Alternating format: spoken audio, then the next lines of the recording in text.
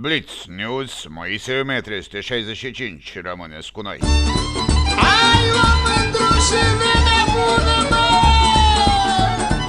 Ei de puține ori se adună.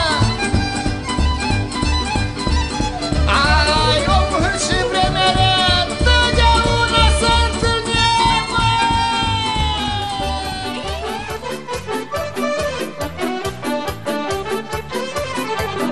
Nici nu este, nici n-a fost om ca și primarul nostru, om ca și primarul nostru.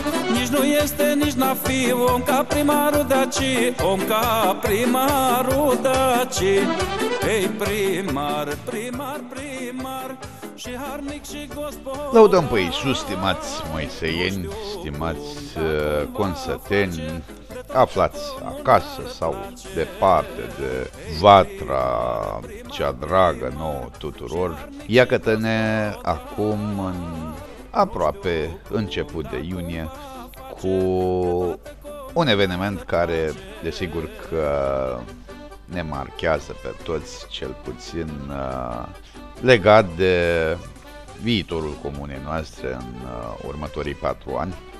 Este vorba despre alegerile locale care înseamnă alegerea primarului și a Consiliului Local. Circul alegerilor, ca să spunem așa, în termeni mai gazetărești, nu alege fie că e la Moisei, fie că e la București, fie că cine știe unde o fi.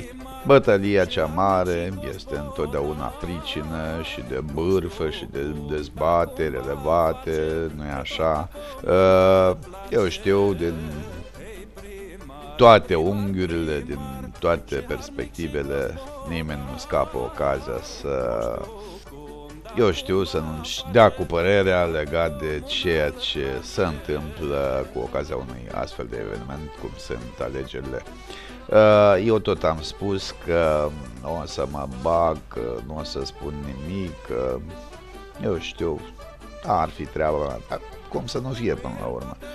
Moiseian sunt, gazetar sunt, nu țin cu nimeni, nu am partipriuri, ci pur și simplu am vrut așa pentru dumneavoastră, pentru cei care cu siguranță că aveți curiozități legate de evoluția acestui eveniment, evident până la marele moment al alegerilor propriu-zise care vor avea loc la începutul lunii iunie. Pentru asta am căutat să contactez persoane implicate în alegeri și să vă oferim, eu știu, câteva date în măsură să reliefeze atâta cât se poate acest fenomen, această zbatere a tuturor, de la, eu știu, membrii de partid până la consătenii noștri dragi care vor fi prezenți la urne cât de curând, sperăm într-un număr cât mai mare. Ia să vedem, deci, ce ne rezervă circul alegerilor la Moisei. Ediția, ca să spunem așa, să fim în ton cu marile evenimente, ediția 2012, rămâneți aproape de Moisei 1365. Primar, primar și harnic și gospodar, nu știu cum, dar cum va face, de toată comuna le place.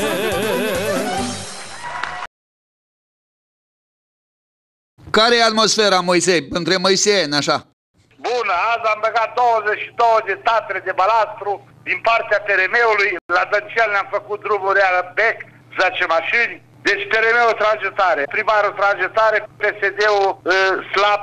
PNL-iștii mai slăbuți și ca PSD-ul și ca pe TRM-ul. Na. Da după de Moroșanu, mă. E lasă nu dai cu bolovanul, că dacă lini perima, ei vai de capul tău assim, dar vai de capul tău assim, mă.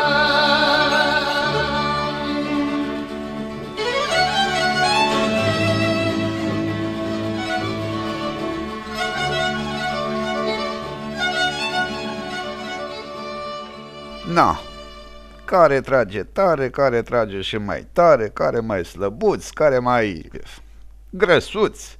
La Moisei se pare că s-a inventat meseria de candidat. Asta numai dacă ar fi să ne luăm după faptul că pentru primărie avem, poate, nu știu, așa de când mă știu eu, poate nu le știu pe toate la rândul lor, dar avem un buchețel de candidați, cum nici că s-a mai pomenit vreodată. Ia să vedem. Avem 7 primari. Ștescu Toader PDL, 59% are. Tomaiagă Ștefan PNL, 11%. Tomaiagă Grigore PSD, 9%. Hoșda Gheorghe PC, 6%. Horj Alexa, Partidul Verde, 5,5%. Tomaiagă Grigore, PPDD, 4,5%. Goman Grigore, independent, 3 și ceva la sută. Măi preține eu și tu, măi preține eu și tu, șohan n-am videraiu, șohan n-am videraiu.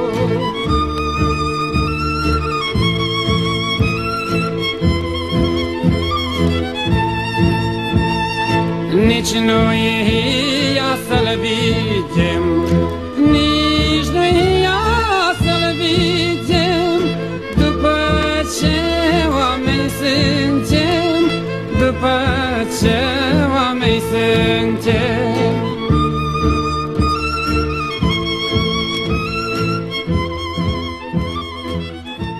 Dacă pentru primărie numărul candidaților este precum numărul fetelor de împărat din basmele lui Ispirescu, adică 7, la partide se cam schimbă lucrurile și cât de cât să nu fi fost iar un număr dintre acela tot ca în povești, dar ceva pe acolo, în loc de 12, 11 partide. Ați mai pomenit dintre astea? Eu nu. La partide avem 11 partide, dar nu le spun pe toate. Deci, la Consiliul Local, PDL, în jur de 35%, PRM pe locul 2, în jur de 28%, PSD pe locul 3, în jur de 22, sub noi deci, PNL, 15%, și apoi restul, toate partidele, pe PDD, vreo 5-6%, PNSCD, iar vreo 4 și ceva, care ar face cât de cât un pic de scor. Pensionarea ar face un 4%, deci până la 100%, vedeți cum e grupat, 11 partide. Deci, astea ce ți le-am spus eu, cam plus minus 1-2%. Fac, băieți. Na.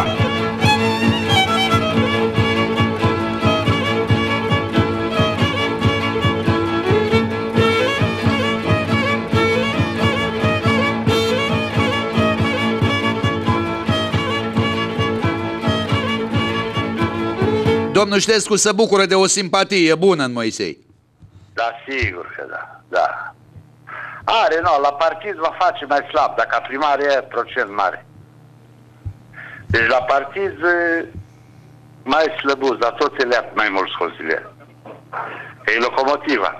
Cescu câștigă ca primar, deci câștigă detașat față de celălalt. Păi eu sunt țăr de moșa, eu sunt țăr de moșa, să nu-mi părul milionar, să nu-mi părul milionar, și la altul dragi cărule, că sunt țăr de malumar.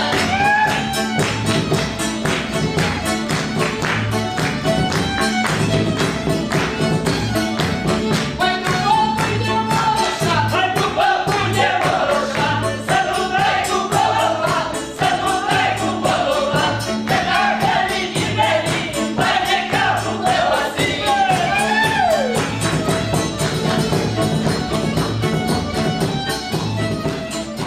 Apoi, la cât a ținut primarul, știți, cu pagina 1 prin toate ziarele Maramureșului și nu numai. Și asta nu degeaba, pentru că a făcut din Moisei, așa cum au spus gazetarii, inspirat de altfel, o mică Elveție. Păi, na, cum să nu câștige detașat, că vorba dânsului doar nu s-o fi întors lumea cu sus în jos. Primarul Daci, ei primar, primar, primar, și harnic și gospodar. Nu știu cum, dar Cum stăm? Bine. Bine,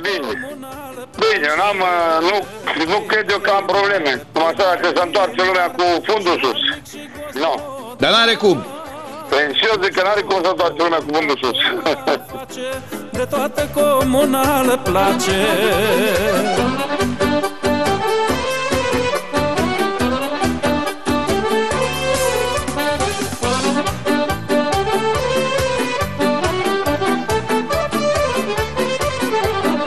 Știut-el ce să facă, o storți bani din piatră seacă, o storți bani din piatră seacă.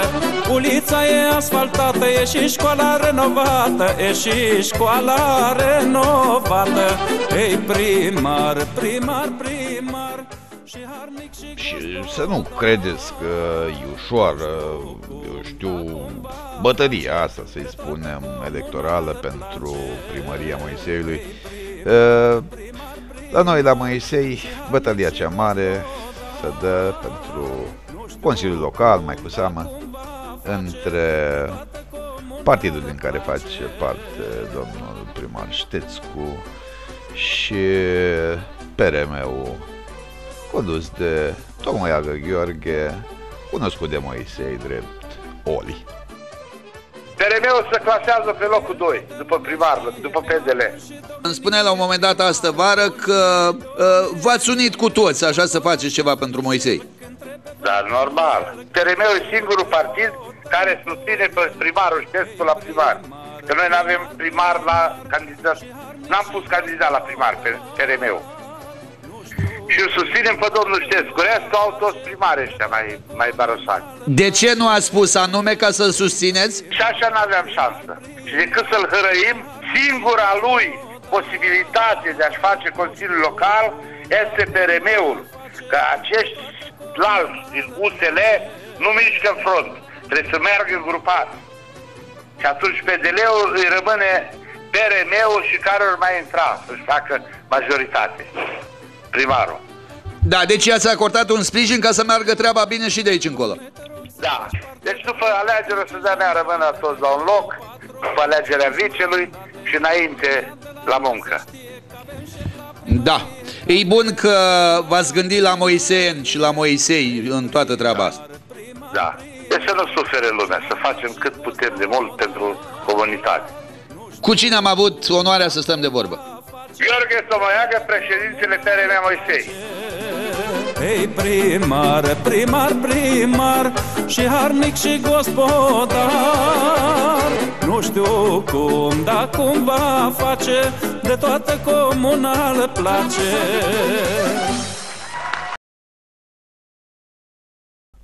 Să nu uit ceva interesant și important. Și știți de ce e important? Pentru că am avut așa o emoție după anumite semnale primite, așa chiar discuțiile pe care le-am avut la telefon, acasă. Am avut, spuneam, emoții cum că moiseienii și-ar fi pierdut mințile, ca să spun așa, cu drag. Dar iată că m-am înșelat spre marea mea bucurie. De ce? Ia să vedeți acum. Au fost Dan Diaconescu aici locuituit, moiseianii? Da, da, da, da! Lasă-le, că ne-ai plictisit. Lasă-le, lasă-le, că ne-ai păcat. Așa. Aici la Moisei cu ciocoi, de tot îi pomenește DDD-ul, mai greu pentru că semnele sunt vizibile și nu merge figura. Că nu am fi niciunii perfecți, asta e altă povestire, e din alt film.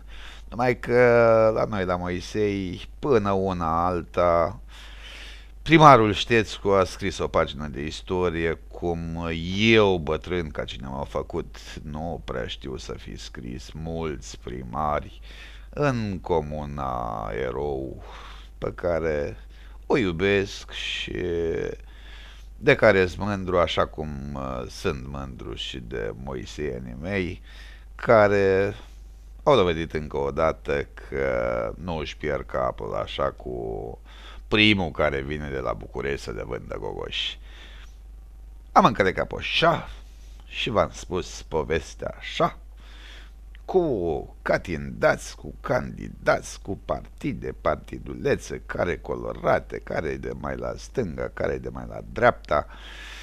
Treaba e să uitați bine în jur, așa, înainte de a merge la urne și să vedeți ce-i de făcut mai departe și în mâinile cui lăsați Moiseiul pe următorii 4 ani ipotetic, pentru că în politica românească niciodată nu se știe ce aduce ceasul, dar minte ziua.